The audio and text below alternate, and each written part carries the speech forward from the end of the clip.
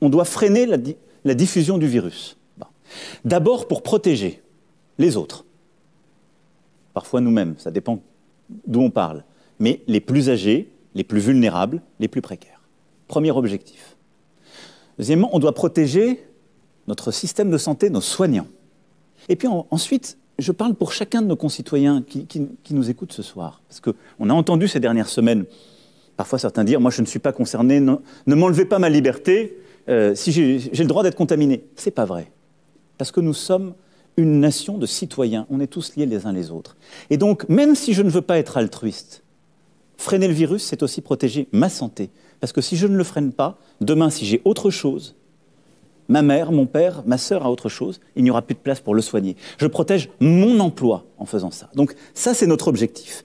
Et cet objectif, de manière très concrète, c'est freiner le virus, c'est faire que ces 20 000 nouveaux cas par jour, on va devoir les ramener à 3 à 5 000 cas par jour, parce que là, on peut maîtriser. C'est que ces 200 entrées en réanimation, on doit aussi fortement les réduire, pour au fond revenir à un niveau de nombre de cas Covid en réanimation qui est de l'ordre de 10 à 15% d'honoraires au maximum, parce que là, c'est soutenable. Donc, vous avez très bien dit, face à ça, il serait disproportionné de reconfiner le pays. Notre objectif, ça doit être de réduire les contacts privés qui sont les contacts les plus dangereux.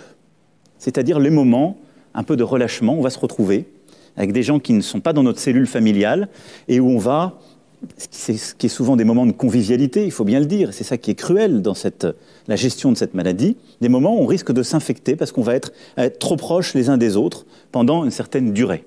Et donc oui, ce qu'on appelle le couvre-feu est une mesure qui est pertinente.